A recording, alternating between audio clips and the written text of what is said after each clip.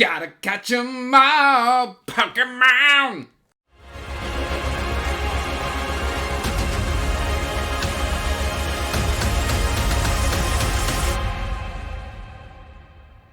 Hey everyone, and welcome back to Andrew's Wizardly Reads, and as always guys, I'm Andrew, and today I have got a book tag for you. But before we get to that book tag, make sure you are liking and subscribing, and hitting that bell notification so you can get regular updates for when I put out new content. I post every Monday, Wednesday, and Friday. And that said, today is going to be the Pokemon book tag. I was recently tagged in this by StrangeMentalityPaper. And it's a pretty interesting book tag. I get to talk about a lot of books that I maybe haven't talked about in a long time or ever on the channel. And so it's a pretty long tag, so I think we should just jump right in. I will have her video linked in the description down below, as well as all of these prompts, so that if you want to do this tag, you can go ahead and do it yourself. That said, let's jump right on into the Pokemon tag. I don't think I need to explain what Pokemon is. If you don't know, where have you been? That said, guys, let's just jump right on in.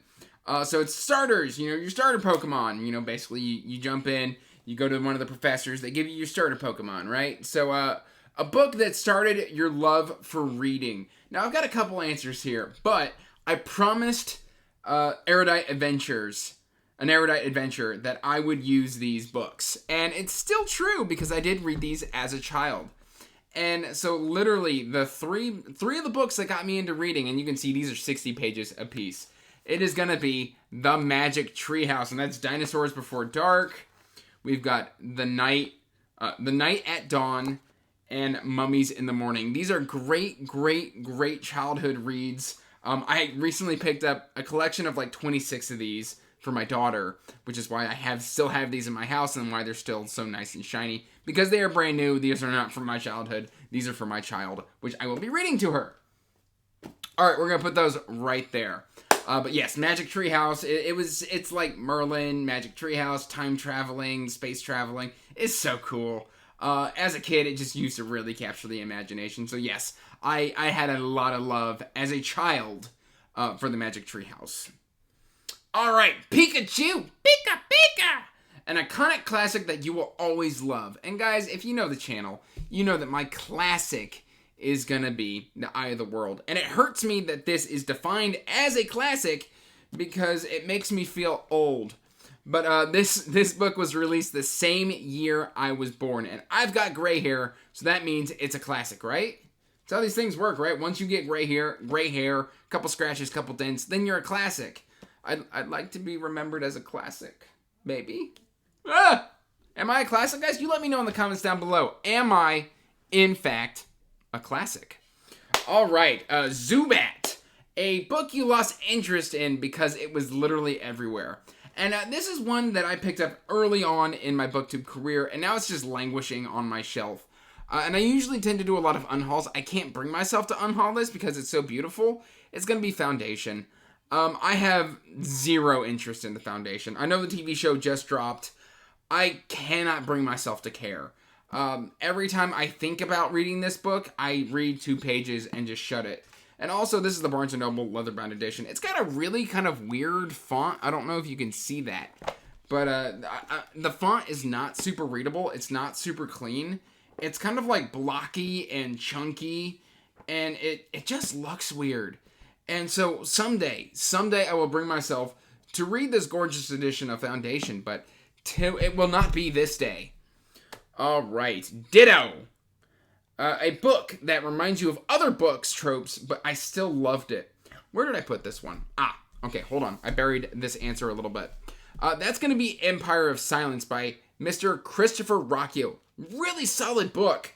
It's just the way that it's written, and from like the first-person POV to, I believe it's called epistolary format, where he's telling it from behind. It felt very much like Farseer, or... I kept, whenever I was reading this, I got like Red Rising vibes. I got like a 3 or 4 different series when I was reading this, and so I just kept getting distracted. I still really enjoyed the book. It felt like so many other books out there that I couldn't quite give it the attention and truly focus on the story, but I did love it. So yes, we're going to go with Empire of Silence right there. Okay, we got Snorlax, the big sleepy, happy Pokemon. And that's going to be a book series that you haven't started simply because of the sheer size of it. Now, guys, I am a Wheel of Time fan. I'm reading Discworld. Size of a series isn't really an issue there. However, I believe at this point this video will be out. A series that I haven't quite gotten into is going to be the multiverse. And that's Stephen King's multiverse, where it's just so complex. And it's really just Easter eggs, really. And I'm scared to miss the Easter eggs, like it all ties in like to the Dark Tower and the multiverse. So I've been kind of staying off of Stephen King for a while, just because I kind of find that intimidating when you kind of piece it together. Sounds fun, and I am eventually going to be getting into the multiverse just because I want to just read more King. So we're gonna kind of cheat and say the multiverse there.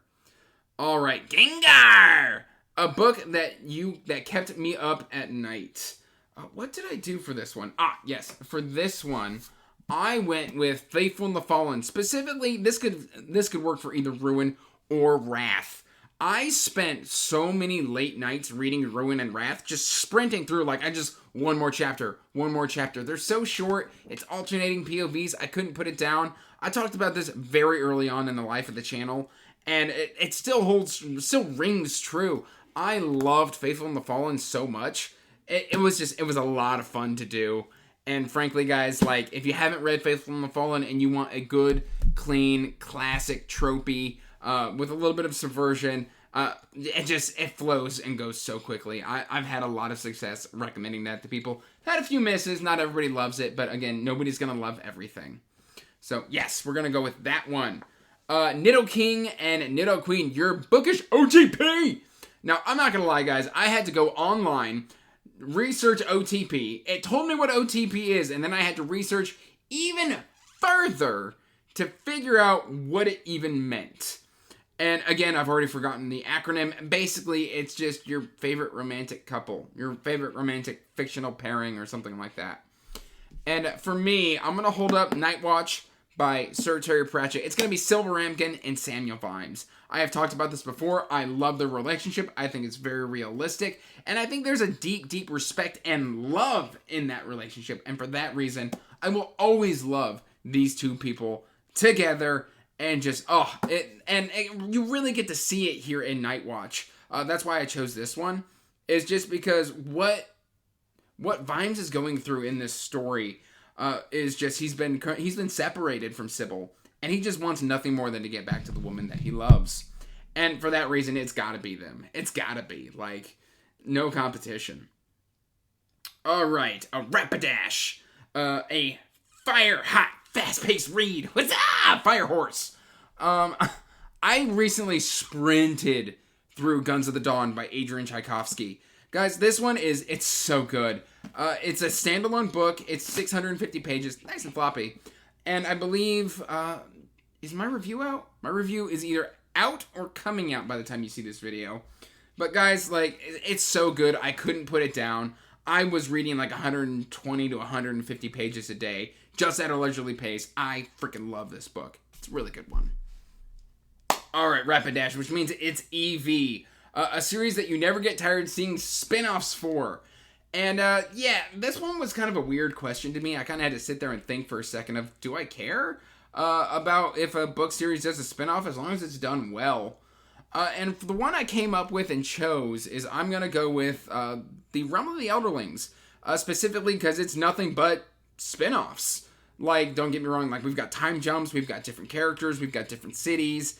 If Robin Hobb wants to keep writing Realm of the Elderlings and just keep doing new areas and new characters and stuff like that, I'm down. Like, I love Realm of the Elderlings.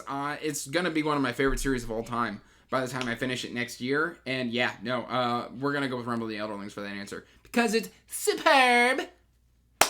Alright, Magikarp, a book series that was surprisingly awesome. And I just finished this today. It's going to be the Books of Babel. When I say finished, I have finished the Hod King. In a couple weeks, we will be getting the Fall of Babel, and you can bet your backside I'm going to be picking that up, I'm going to be reading it, and I'm going to be loving it. Guys, I just finished Hod King, and my brain is blown. I didn't know what to expect when I first started reading this series, and what it delivered, it's like heartfelt, but at the same time it's a little bit of whimsical with surprisingly shocking dark moments, but with a great found family and just a really, really, really great everyman. Like, he's not this muscly hero of legend. No, he's just a dude, and he's just doing the best he can to get his life back, or even bang out some sort of new life for himself, while keeping some morals and not just screwing everybody in the tower over, because most of the people in the tower suck. But he's got a great group of friends around him, and for that reason, I just love it. All right. Surprisingly awesome. All right. Legendary. Legend, wait for it, dairy. Now, that's not Pokemon, but it's close enough. An overhyped series that I'm still excited to read. And don't get mad at me. I know I've already mentioned The Dark Tower. I read this in high school. And, Stephen King, The Dark Tower, has been getting a lot of buzz lately. And I know it's really weird. It either works for you or it doesn't, which is fine. I got through the first 5.5 books. Essentially, I think I DNF'd Song of Susanna. And since then, The Dark Tower has since dropped, as well as went through the Keyhole. Or was The Dark Tower already out? I don't remember. I don't even know when the last book dropped. Yeah, so we're going to go with The Dark Tower. It's gotten a lot of buzz. A lot of people like Leslie and Jimmy. Leslie and Jimmy both love The Dark Tower. And for that reason, we're going to go Dark Tower. I don't know why I just did that accent. It didn't work for it, and I won't be doing it again. All right, Mew or Mewtwo, a collector's edition that I wished I owned. Guys, Book of the New Sun. If you've seen the Folio Society editions of this collection, it is absolutely stunning. I'm going to go ahead and put it right here. I mean, look at that thing. It is so freaking cool. It is, Folio Society just does great work when it comes to their special editions. It's a bit pricey. I may shell out at some point to get it, but like right now, I just really need to slow down.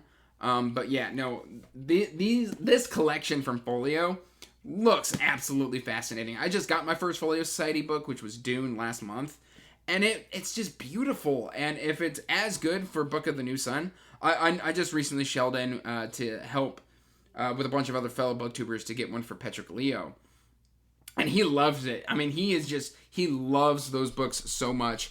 And ever since doing that, now I want them. And so I eventually, I think I'm going to shell out and get them. I haven't even read it yet. But it's just so beautiful that even if I didn't like it, like, it's a piece of art, that collection is. Oh my god, it's so beautiful. All right. Poke Egg. All right, a debut novel that you're very excited for. I'm actually reading this one in a couple weeks. And that's going to be The Grey Bastards by Jonathan French. This is literally, it's like grimdark mercenaries, but like the mercenaries are half-orcs. That's all I know. Again, this is one that Leslie loved, and when Leslie loves a book, Andrew sits up and pays attention. And so, Leslie, I am going to be reading this one purely because of you.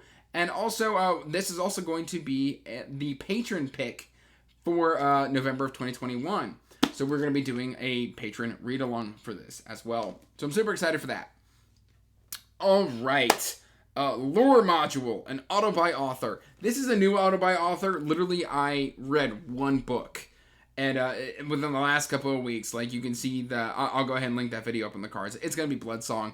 Anthony Ryan. I read Bloodsong, and I was literally blown out of my socks with how good it was. I think I need to buy maybe 2 more books by Anthony Ryan, and that's the Raven's Blade duology. And then I've got, I think, pretty much everything.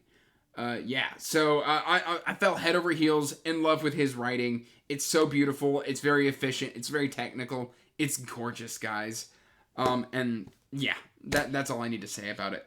That said, it looks like I am done with this tag. Now, I am not going to personally tag anybody. However, I know there is a huge, huge Pokemon community out there. This is a fairly old tag, and I really want to do it because it sounded like a lot of fun. But I am not going to personally tag anybody. But if you love Pokemon and you would like to do this tag, consider yourself tagged, guys. Like, I would love to see more current versions of this, because I think there's new games coming out from what StrangeMentalityPaper said. at the start of her video. And again, her video will be linked in the description down below, as well as all of these prompts, and you can go ahead and do this tag yourself. That said, guys, let me know in the comments down below what you thought of all of my answers, and what some of your answers would be. And guys, check the description down below for the link to the Wizardly Duo Discord. We're an ever-growing community. We got some great conversation in there, and we just got a great group of friends going. Hop on in. We'd love to have you. Or if you want to support the channel on a more regular basis, you can go ahead and subscribe to the Patreon. Your support is always appreciated. And that said, guys, till next time, peace out. Stay magical.